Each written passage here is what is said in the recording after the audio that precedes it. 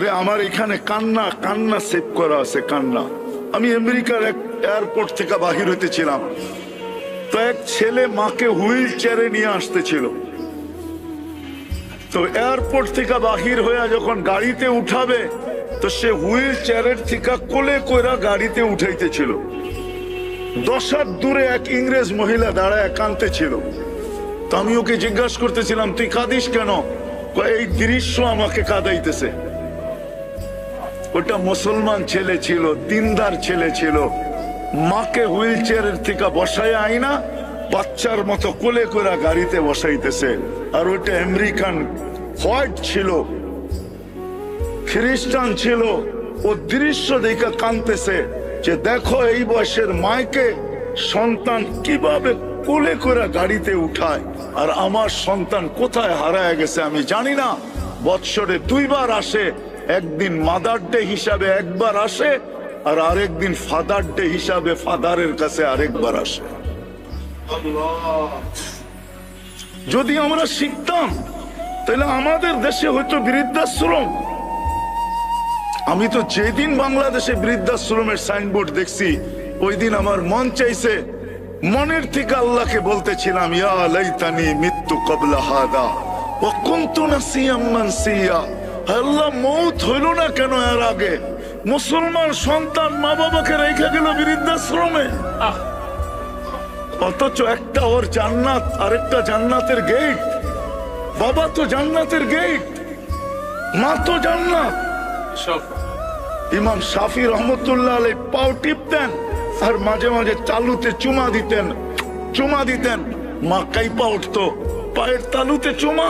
বসে আমি পায়ের তালুতে চুমা দিই না, আমি তো আমার জান্নাতে চুমা দিয়া স্বাদ নিতেছি।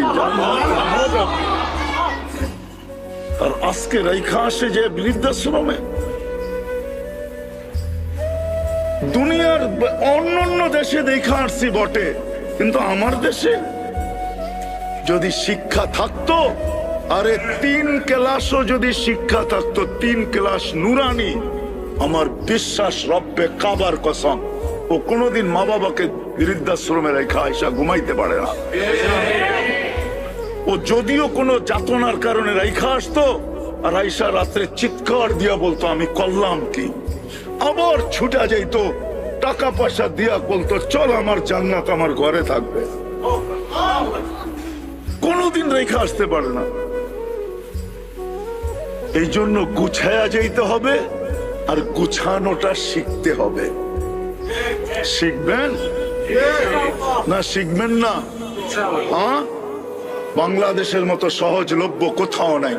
আলহামদুলিল্লাহ সুম্মা আলহামদুলিল্লাহ, উলামায়ে কেরাম এরকম হাতের কাছে দুনিয়ার কোথাও নাই। আরো হক্কানি আলেম ওলামা, সব আল্লাহওয়ালা। কি আপনাদের ইমাম সাহেব হক্কানি না? আল্লাহওয়ালা না? এরকম কাছে দুনিয়ায় কোথায় পাবেন? বন্দরে কয় হাজার ওলামা আছে জিজ্ঞেস করেন, কি 2-4-5 হাজার হবে না? হ্যাঁ, আরে 2-1 হাজার তো হবে না? হবে না? হ্যাঁ, বন্দরে কয়টা মাদ্রাসা? দাওরা কয়টা পর্যন্ত? 6টা দাওরা পর্যন্ত মাদ্রাসা, 250 মসজিদ। এর চেয়ে সহজ কোথায় পাবেন? শিখতে পারেন আর না পারেন, জান্নাত এদের কাছে। একটু বৈশা শিখার নিয়তে সময় দেন। আপনি বলবেন যে আমার তো বয়স হয়ে গেছে, শিখতে পারবো না। এই জন্যই তো হাদিস বলছে, তুই শিখতে না পারলেও যদি চেষ্টা করতে থাকিস, মান ইয়াকরাউল কুরআন ওয়া হুয়া ইয়াতাতাআতাউ বিহি ফালাহু আজরান, তুই যে চেষ্টা করবি তোরে ডাবল সওয়াব দিব, ডাবল। কি কত? কত? অন্যকে 10 দিলে তোকে, অন্যকে 20 দিলে তোকে, অন্যকে 100 দিলে তোকে, অন্যকে 200 দিলে তোকে। আর কি চান? আর কেমনে বুঝাবো? পায়ে হাত রাখি, আসেন নিজেরও শিখি, সন্তানদেরকে কমসে কম 3 ক্লাস পড়া। এরকম বাড়ির কাছে মাদ্রাসা, প্রত্যেকটা গলিতেই তো মক্তব আছে, প্রত্যেকটা গলিতেই তো হেফজোখানা আছে, না নাই? বন্দরের কোন গলি আছে যে গলির ভিতরে মক্তব না আছে, মাদ্রাসা হেফজোখানা না আছে? কোন মসজিদ আছে যে মসজিদে মক্তব না আছে? আপনাদের ইমাম সাহেব তো আলহামদুলিল্লাহ একটা খুলা ফেলছে আলাদা ভাবে। আমি তো বলতেছি উনি পুরুষের খুলছে, পাশে আরেকটা বিল্ডিং নিয়ে মহিলাদের জন্য খুলুক, মহিলাদেরও ব্যবস্থা করুক, বাচ্চাদেরও ব্যবস্থা করুক। মক্তব ফ্রি, মসজিদে মক্তব ফ্রি। শিখান, নিজেরা শিখেন। প্রস্তুতি নিয়ে যেতে হবে মেরে দোস্ত, যুবক, প্রস্তুতি নিয়ে যেতে হবে। তোমার যৌবনের বড় দাম। এক যুবকের যৌবন একদিকে, সমগ্র জগতের সম্পদ আরেক দিকে। তোমার যৌবনের দাম বেশি, আমার সাথে একমত, সারা দুনিয়া হবে দুনিয়া। 800 কোটি মানুষ বলবে সত্য, তাইলে কেমন দামি যৌবন তোমার কাছে বলো? হেলায় হারায়া দিও না। আর সর্বশেষ কথা, নবীর বিরুদ্ধে আন না যাই। বহুত হয়ে গেছে, যার কারণে 3 মাস হয়ে গেল, এখন পর্যন্ত আমরা কোনো ফুল ফুটতে দেখি না, কোনো আশার আলো দেখতেছি না। ডেলি 300, 200, 250, 300 লোক ঝরতেছে, ফিলিস্তিনে ঝরতেছে, ফিলিস্তিনে মুসলমান ঝরতেছে, কোনো আশার আলো দেখতেছি না। শুধু কোনো কারণ না, শুধু নবীর বিরোধিতা করার কারণ, নবীর আদর্শকে না মানার কারণ। অন্য কে কি বলবে আমি জানি না, আমার কাছে এটাই সিদ্ধান্ত। কে একমত হইলো আর না হইলো এটা আমার বিষয় না। আমি এটা বুঝি, আল্লাহর রসুলের আদর্শকে আমরা ঘৃণার পাত্র বানায় ফেলছি। আমাদের কাছে ঘৃণিত, দীক্ষিত, অবহেলিত, লাঞ্ছিত, বঞ্চিত, নিকৃষ্ট। নাইলে যুবক কেন 3 গুণ টাকা দিয়ে চুল কাটবে নেট দেখা? সাধারণ চুল কাটা তো বন্দরে 50 টাকা দিয়ে কাটা যায়, আর নেটে চুল কাটে, নেটের ডিজাইনে চুল কাটে কয় টাকা দিয়া? বলো যুবক, কয় টাকা দিয়ে কাটে? বলো তোমরা। মারামারি তো হবে না, পিটাপিটি তো হবে না, একটা তথ্য জানা হবে। বলো কয় টাকা দিয়ে কাটে? 300। হ্যাঁ, ঈদের দিনে 1000, ঠিক না? হ্যাঁ, বাকি 300 নিচে তো নাই। সাধারণ চুল কাটা তো 50 টাকা দিয়ে কাটা যায়। তুমি 50 টাকা দিয়ে চুল কাটতা, 150, 250 টাকা দিয়ে মিষ্টি খাইতা। তোমরা না প্রবাদ বাক্য বলো, ডায়লগ বলো, চা লাগাইবা অঙ্গে তা যাইব সঙ্গে। তো তুমি 250 টাকা দিয়ে মিষ্টি খাইতা, বন্ধুদেরকে খাওয়াইতা। যদি বলতো তুই চুল কাটা মিষ্টি খাওয়াস কেন? তুই জানবি না আল্লাহর হুকুম মতো চুল কাটছি, মিষ্টি খামু না তো করবোটা কি? খুশির ঠেলায় খাইতেছি, কালকে আল্লাহর থেকে নিমু, এই জন্য খাইতেছি। কালকে আল্লাহর থেকে এটার প্রতিদান নিমু। নবীজির সাথে দেখা হওয়ার সাথে সাথে হাত পাতমু। আপনার আদর্শ মতো চুল কাটছি, কি দিবেন জলদি দেন।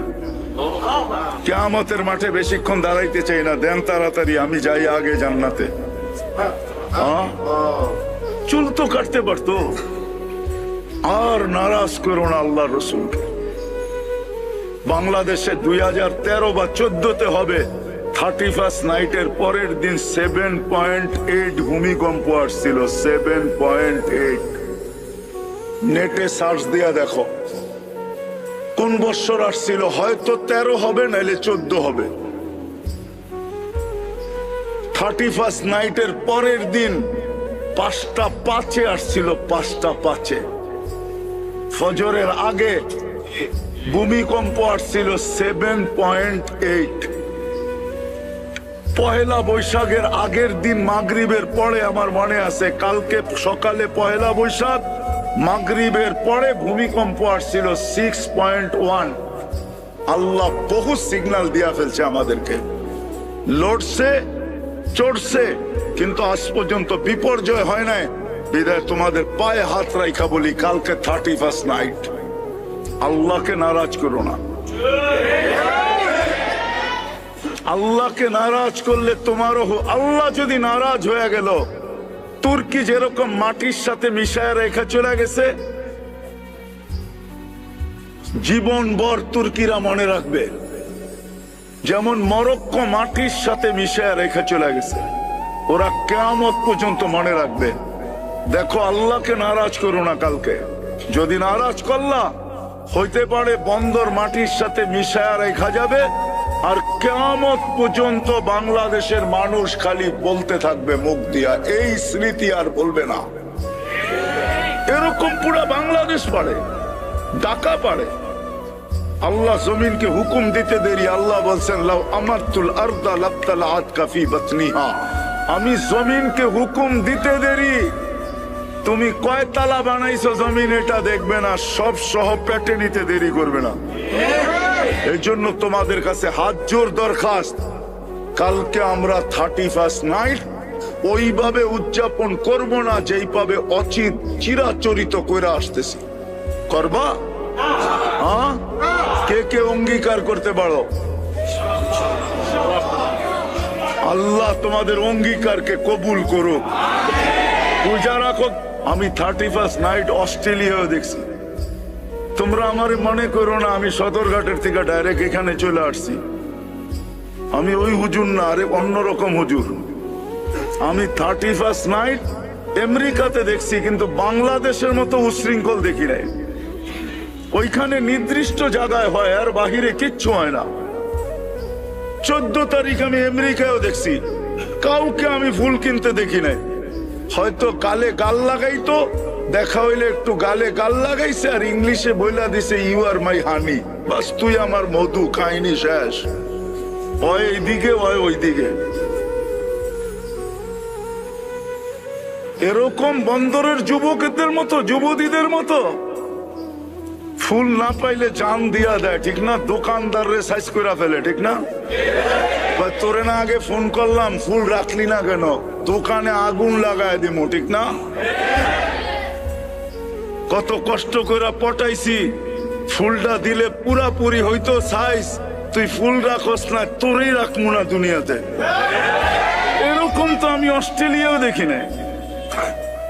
অস্ট্রেলিয়া তো আমি 31st নাইট দেখছি, কিন্তু শুধু একটা ব্রিজের উপরে হয়, আর কোথাও না।